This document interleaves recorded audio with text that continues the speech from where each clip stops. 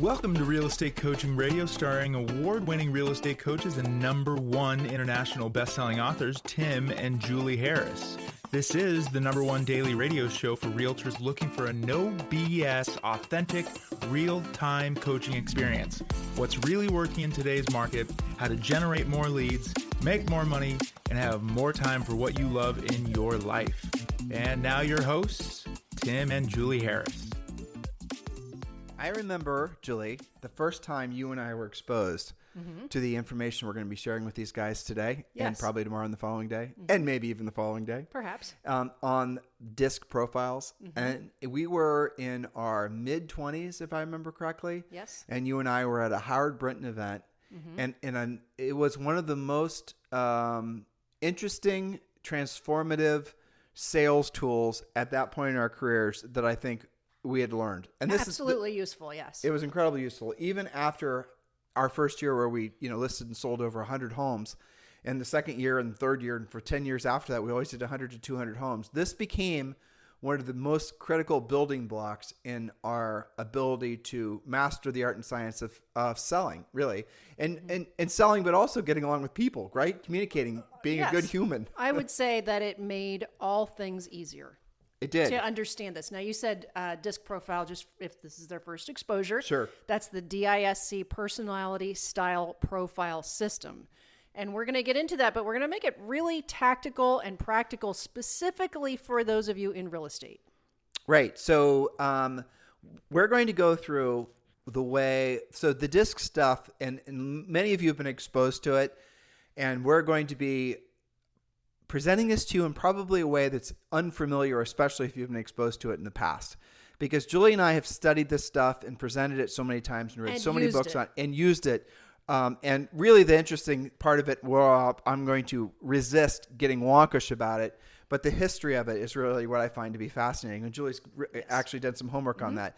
But what we're going to be doing, to Julie's point, is we're going to keep this very practical and tactical. In other words, we're going to coalesce this content in such a way that you can take immediate action on it, and it doesn't just become something theoretical. It becomes something that you can immediately put into action and frankly start helping more people and making more money without having had taken or asking them to take some big long 14-page DISC analysis. Yeah. Right. So what we're going to do is we're going to give you really what in our opinion are the most important elements in a very practical and tactical way, so that you can immediately start applying what really DISC is all about, the personality assessments are about, and then you can start being more versatile. So that's what this series of podcasts are going to be.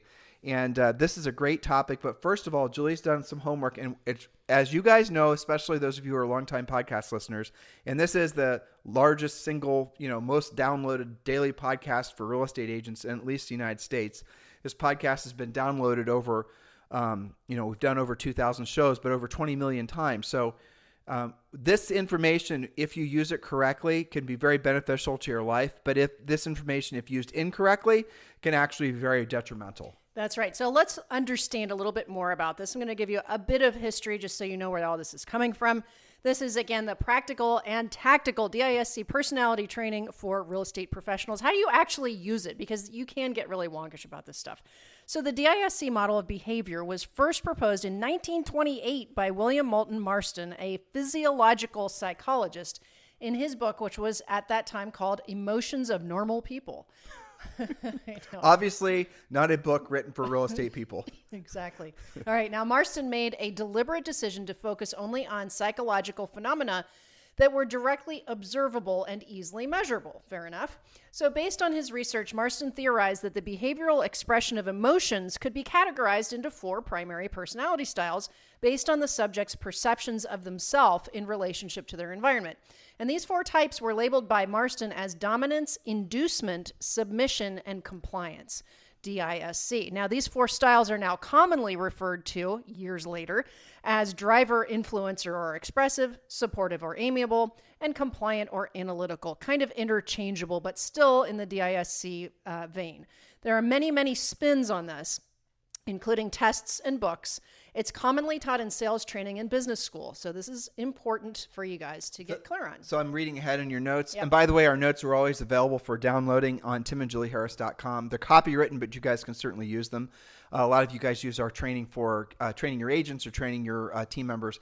So to Julie's previous point, a lot of the DISC stuff that Marston came up with was essentially reframed in the form of other books or what people tried to represent as their own original research on personality styles without really crediting Marston as being the grandfather of this concept. But he really did start it. I mean, there's the platinum rule, there's the color code, Exactly. there's Myers-Briggs, there's lots and lots of different versions of this. And a ton of it was mostly basically this stuff really started to boil up and became trendy in the late 70s. And then the 80s into maybe the very early 90s, but mostly in the 80s, there were a ton of those books. And every one of those books are still available at the bookstore too. Yes. And, it's important stuff, but we like to know where things come from. So Marston created a model that integrated those 4 types of emotional expression into a 2-dimensional chart. He used the criteria of introvert versus extrovert and direct versus indirect to make that chart. And we'll draw that chart together later in this podcast. So William Marston was also known by a pen name of Charles Moulton and invented the prototype of what would then become a lie detector, kind of interesting. And he wrote a lot about self-help and created the character Wonder Woman, kind of a versatile guy himself. But that last little bit, when I tell people that, they think I'm Looney Tunes. Yes, it's a fact. But it's fascinating, right? It tells you how creative his mind was. Yeah, and versatile but himself. also there was actually it was on Netflix, I think. There was another movies that had been made about him, and he was very politically involved. He was very left-leaning. Also polyamorous. I thought he was not polyamorous, but I guess that would be one way of saying it, right? Mm-hmm. So he had a very abnormal, or let's say non-traditional approach to life. Interesting life. But again, his creative genius with coming up with this original concept, I don't think anyone will argue, is, it's fascinating at the very least. And it's useful. So keep in mind that psychology is not what is called a hard science, meaning it's full of abstract concepts, theory, observational analysis, and conjecture. It is not the same as physics, chemistry, or biology, which have provable equations and actual laws. Now, most importantly, remember that DISC is not a science, it's a guide. It's a pseudoscience. Don't get too drunk on factual analytics and all that kind of stuff. And right there, I don't know if I'm talking on any of your future notes, but right there is where most people who are purveyors of this content, who are experts, right, who are poised in front of real estate brokerages, this is where they screw it up, yes, in our opinion. And they'll come up, they stand in front of a group, and it's sort of like they're acting like somehow they can, read the hieroglyphs and diagnose how it's a hard science. It's not. It's a pseudoscience. Pseudoscience is a classic way of saying it's fake science. So when you're listening to us present this information to you, it's really critical that you understand that this is pseudoscience at its best. And there's lots of reasons, and we're gonna tell you how to apply it. We're gonna tell you how it's beneficial, but we're also going to point out the ways it's been misused.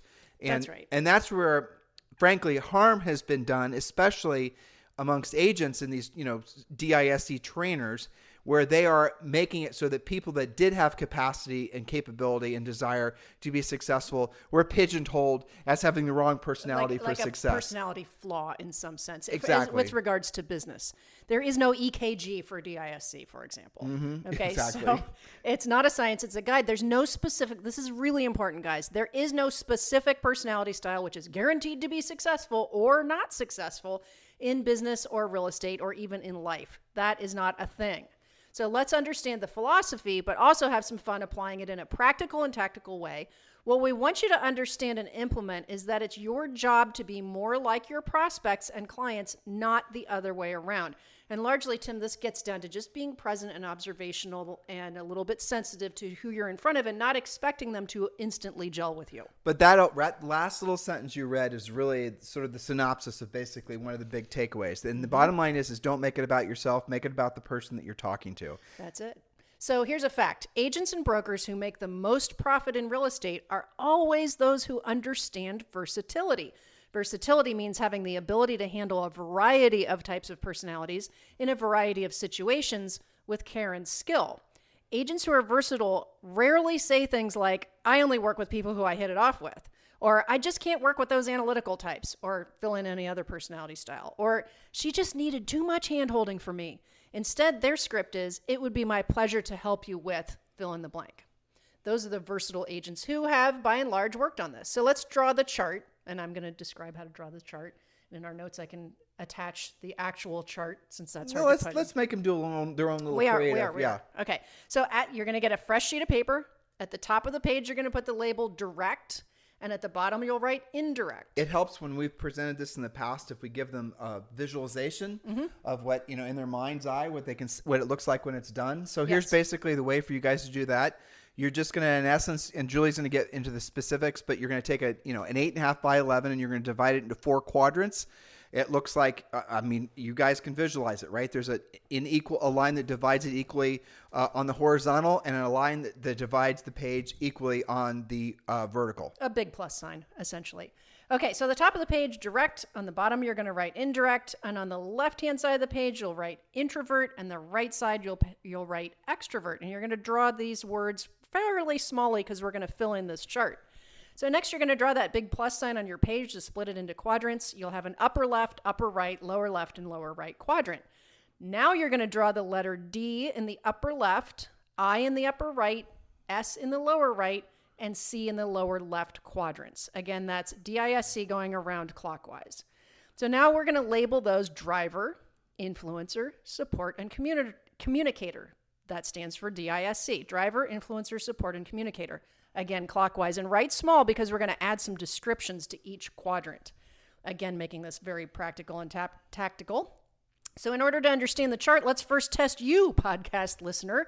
Put your finger in the middle of the chart and ask yourself if you're someone who is generally direct or indirect. Well, how do you know? Okay, slow your roll. So this is one of the first things that we're giving to you that makes all of this rather obtuse information practical.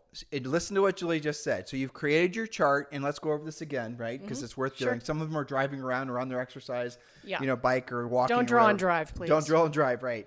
So, but you can visualize obviously a piece of paper drawn into 4 separate quadrants. And Julie, in the upper, I'm looking at it now. The piece of paper is in front of me, and the upper left-hand quadrant is what word? D for driver. And the upper right-hand quadrant is I for influencer. Lower right is S for support. And lower left is C for communicator. Okay, so you guys can get that. Now, Julie's saying is put your finger. Now, at the top is extrovert. No, at the top is direct. And at the bottom is indirect. So if the top of the vertical was, say, a north, right? It's pointing north. Maybe think of it like a compass. At the very top, the line that's dividing the page in half, that's your vertical line. Right at the very top, the word direct. And at the very bottom, write the word indirect. That's right. And so you're going to put your finger in the middle and ask yourself, are you, because it's in order to, understand this, start with yourself. Are you generally direct or indirect? Well, do you use lots of words and tell stories? That would be indirect. Or do you use as few as possible words in conversation? Okay, so that's very direct. Move your finger up or down depending on your answer. And, most people are not super extreme one way or the other, but they'll have a feel for whether they're a talker or not, so to speak. So you'll be in the upper half of the page or the lower half of the page. And next, ask yourself if you're more introverted or extroverted, and move your finger left or right to see which quadrant you land on. Okay, so we got to go back to our visualization, right? Yep. Everyone claims to be a visual learner, though we've done podcasts on how that's a bunch of hooey in the past. But for those of you who want to hang your hats on that. So they're looking at the piece of paper again. Yep. Remember the D for drivers in the upper left hand, and the upper right hand is the influencer or I. And then the lower right hand is S for supportive, and the lower left hand is analytical or C, right? So now on the horizontal axis, on the side of the D and the C, right? Or if you're looking at the page, on the left side of the page now is going to be the word indirect. I'm sorry. Introvert. Right. We got it confused. Introvert. And the other side is going to be extrovert. Now, what is an introvert? What is an extrovert? Yes. And it's okay if you guys don't naturally know that. So an introvert is somebody who prefers to spend time by themselves if it's up to them, who is generally drained by big crowds. If you were a battery, you would be losing your charge. And an extrovert is somebody who is actually charged up. Their charge goes up in their battery when they're around people. They're people. Sometimes they're the life of the party. There's degrees of that. But here's the test, right? So if you've got a day off, you got nothing to do, your deals aren't going sideways, it's totally a day up to you. How do you spend it? Do you seek out your friends to go to an event or, maybe put a party together yourself? Or do you hole up next to the fireplace with a good book? So I'll tell you a funny story. So Yes. I'm talking to a few people this morning. I'm sitting on our front porch, enjoying what is a gorgeous day here in the hills and the mountains of Appalachia in North Carolina. Yes. And someone asked me, and he's Kevin, right? And he's in Puerto Rico. And Puerto Rico is basically wall-to-wall people. On Puerto Rico, this tiny little island, there's over 3 million people? 3.3 million. Yeah, 3.3. So it's not very frequent that you're not going without, meeting Unless up. you're in the jungle, you're going to meet people. If you're an introvert and you're in Puerto Rico, you're going to have to often find yourself rocking in a corner in a dark room. I mean, I'm speaking from experience because Julie and I are both introverts. But so anyway, Kevin asked me how it was. And I said, Kevin, Julie and I are happy as, we have ever been, because we can go days without seeing anybody. Yeah, and it's so quiet. It's so like quiet. so noticeably quiet. Right. It's almost alarmingly quiet in a way. Like I wake up in the morning thinking, is everything okay? I Where don't the really leaf hear blowers, anything. the lawn noise, the traffic noise. You can actually hear a bird land on a branch. Well, not only that, I mean, now we're kind of meandering off topic, but I mean, But that would be introverted for you, example. have you noticed Zoe's gotten a lot calmer? I know, but it's taken her quite some time. And she's naturally an extrovert, Yeah, right? our daughter's a totally off the walls extrovert. When we go around different places in Puerto Rico in our community, we're mostly going on a golf cart, and we'll hear people, usually kids, scream at the top of their lungs, "Hi, Zoe!" And we hear that on a regular basis. So, Everybody knows her. Even if we don't know their parents, everybody knows Zoe. well, exactly. So she's 8, and she has more friends than we do by like a country mile. Well, for example, today, right? Quiet as it is, very quiet and beautiful here today. She hears one of our only neighbors who's, I don't know, probably about 15 acres away, the horse whinnying. I heard it too. Yes, which was really cool. And so, of course, Zoe immediately puts her boots and her jacket on and has to go see the horse. And she already knows the horse's name and the horse rider's Sonny. name, Sonny and Kathy, the horse owner, and goes on a walk with them, right? Not an introverted thought in her mind, right? So she's instantly friendly with everyone. Reeling this back in. So Julie and I are stark raving mad introverts naturally. But obviously, to do what we've done for a living, what we had to do when we were selling real estate, and all the other things we've done in our lives, we had to learn to be more versatile and to be more extroverted, even though it went against the grain for us. So Julie and I could do events in front of thousands of people, and then after the event, we'll be as extroverted as we possibly can be. We'll stand around and we'll meet people, greet people, hug people, take pictures with people, a whole thing. And we'll do it just endlessly. But for like 2 or 3 days after that, we are like emotionally spent. Yeah. And we have to then go back into our dorky, introverted selves to essentially recharge our own batteries. That's Whereas if we are natural extroverts, that we would have gone to that same event and we would have been charged beyond. I mean, we could have gone to Mars without Elon Musk, basically. Riding on that high for a week or two. Or more, right? So we're telling you this story to make you guys laugh primarily. But the reason we're sharing this with you is because some of you guys are just like us. You're just introverts who have learned to be more versatile or learning to be more versatile so you can work with more different types of people. Or you're the opposite of us where you're more naturally extroverted. The problem comes, and this I'm jumping ahead ever so slightly, is when you are one of those two extremes and you lack the flexibility or the versatility to be able to work with people that are not just like you. Oh, Tim, I'm not like that. I'm versatile. Every single agent, every single time we present this always says that. To which we say, describe your spouse, describe your best friends, or more importantly, what did the last 3 transactions or 5 transactions, what did those people do for a living? I might be an introvert, but I can work with all kinds of different clients. Okay, so your last 5 customers, what did they do for a living? That guy was a computer programmer. That guy was a scientist. That guy was an engineer or actuary. something. Yeah. That guy was an accountant. So in other words, you're only doing business with people who are also introverted, who are very similar to you. And you might not realize it Right. until you actually look at that. The same question or a version of that would be when you don't take a listing or click with a buyer. Why is that? And agents will say, well, I just didn't feel it. We didn't hit it off. Exactly. That's the lightweight version of understanding personality styles. Well, I just didn't hit it off. And if you look at your chart that you just drew, it most commonly happens in diagonals, right? D's and S's typically don't get along, and I's and C's typically don't get along that well because they are opposite in two ways, not just in one. So, for example, the top half of the page is drivers and expressives, or drivers and influencers, who are both direct, though in different ways, right? So they tend to at least have that communication style similar. But a driver and a S, which is both, your opposite in direct and indirect, and as well as introvert or extrovert, you don't have that much in common.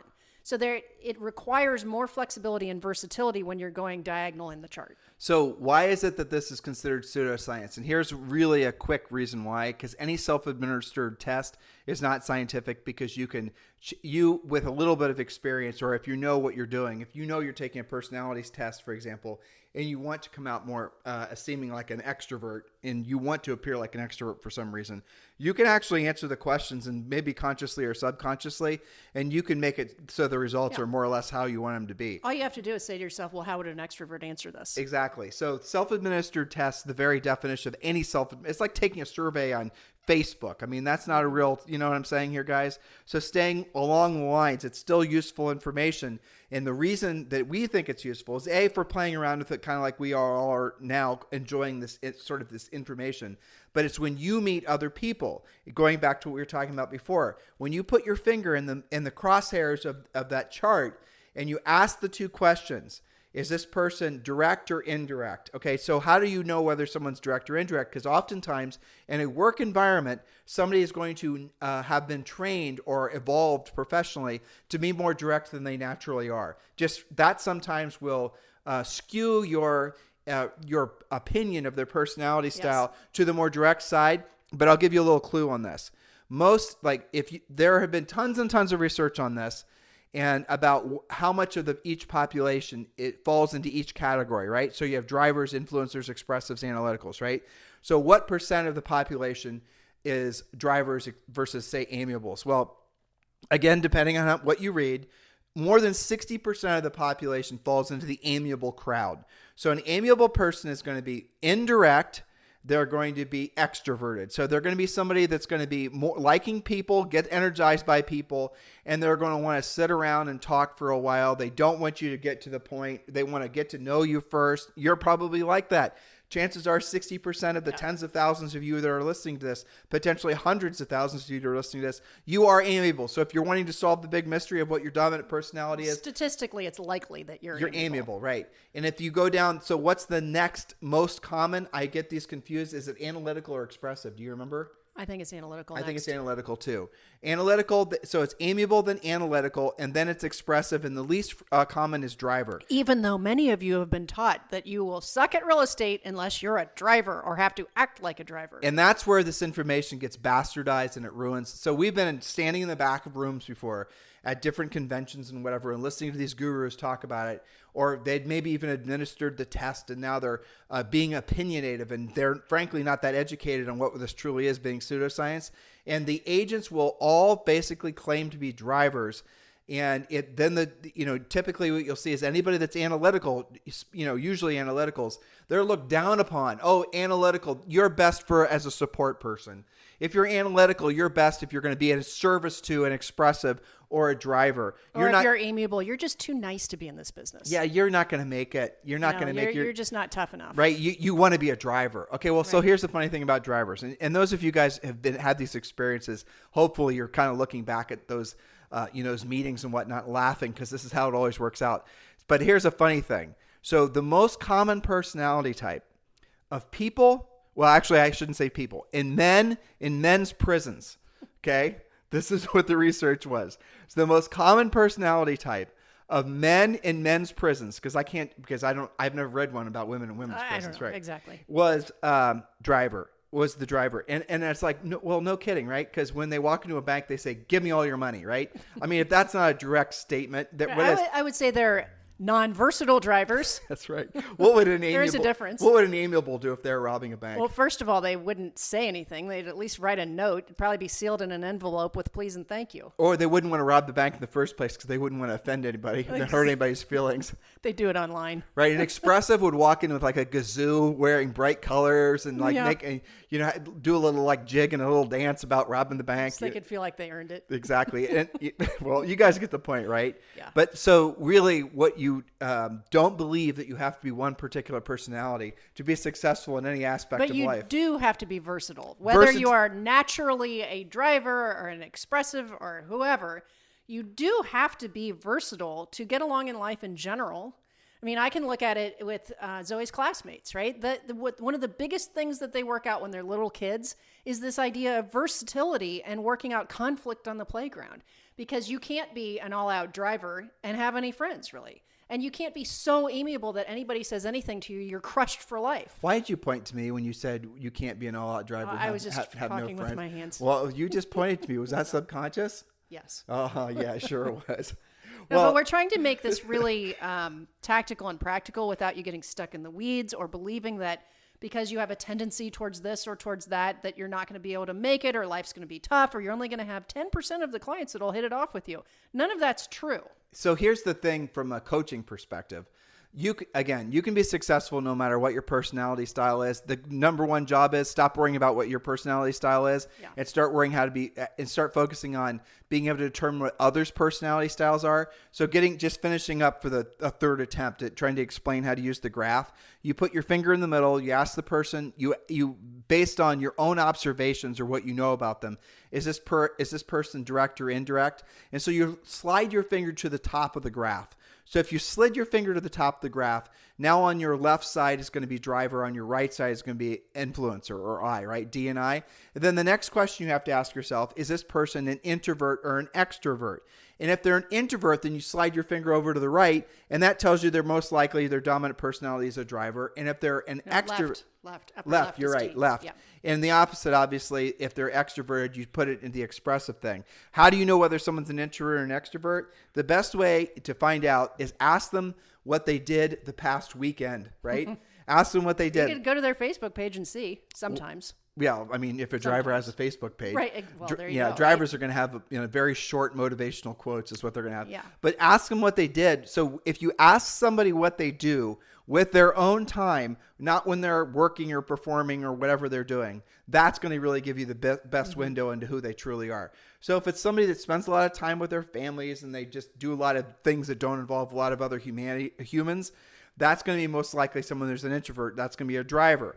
And if it's somebody who's going to be the opposite, then you're dealing with an expressive. Now, if you're talking with someone and they're very indirect, they want to get to know you first. There's a little bit of a resistance to any kind of formal conversation with them. They're very friendly. They want to talk with you for long periods of time. And they kind of want to study you a little bit first. They want to observe what you're made of. They're dealing with how they feel about you. They're very feelings focused. These are the amiable types. And the analytical types, they're also going to be indirect, but they're going to be indirect in a different way than the amiables because the analyticals they're going to be, they're definitely not going to use a lot of words. They're definitely not going to be asking you direct questions or being in your face too much or in any way being confrontational. They're going to be almost passive aggressive, not so much so as the amiables, but they're going to be they're not going to come out with what they're thinking. You're going to have to work them a little bit and get to know them a little bit. They're going to have to trust you, and you're going to earn their trust by showing them through your versatility that you too have the capacity to be analytical. But if you're dealing with somebody like that and you're expressive and it's always about life of the party, being loud and boisterous and being demonstrative and just all the rest of it, and you're dealing with a person that's very introverted and very reserved and likes to base things on facts and figures, and then you're not going to hit it off. They're not going to like you. So if you're an expressive type, again, a lot of you are, and you'll notice probably you don't have too many clients that are, say, for example, like your accountant. Right. That's because you have not developed the versatility to slow yourself down and to talk a little bit quieter and to not dress as loud, to not be as demonstrative and domineering, to back off and to become more like the person that they are. So their job is not to become like you. Your job is to alter your personality, be more versatile so that you can be of service to them. That's right. And you have wandered into a great intro to tomorrow's podcast, where we're literally going to talk about all 4 personality styles. We're going to give you some more, maybe we say, indicators of how you know who's who. But specific to real estate, we're going to show you how you win and how you lose with each of your 4 personality styles. That way you can have some criteria for your prospects, your clients, your transactions, even dealing with other agents, dealing with your spouse, dealing with your kids. It's not just a real estate skill, although we're going to apply it to that. It's also a life skill. So now I'm going to be as versatile as I can, and I'm going to ask you guys to give us a 5-star review on iTunes, or obviously like and then comment if you're listening to us on YouTube. So here's my direct way. Please just do it. Just get it done. Just do it. Do it now. Do it now. Wouldn't now be a great time to get that done? Very drive review. And so, Julie, you're going to be amiable. Do the amiable begging for the reviews and the 5-star reviews. Okay, so here's the thing, guys. We put our heart and soul into all this for you pretty much every day of our lives. This is what we do. It's our life's work. Could you please just give us a 5-star review and show your gratitude, because we would so much appreciate that. And a true amiable, which Julie is not, would have taken about 20 minutes to ask that same question. Right. So there you go. So if you're on iTunes or Stitcher, or you're listening to us on some sort of podcast listening widget, please do give us a 5-star review. And if you're on YouTube, please like and comment on the post. We certainly appreciate being of service to all of you guys. And we're going to pick up this conversation. I know all of you are going to like this. This is always one of our favorite things to talk about. And by the way, we are doing this topic because somebody requested it. So we do listen to what you guys say, and we do appreciate your feedback on the podcast. But we mostly appreciate your feedback on the podcast if it follows a 5-star review. Yes, indeed. You guys have a great day. This podcast is a part of the C-Suite Radio Network. For more top business podcasts, visit c-suiteradio.com.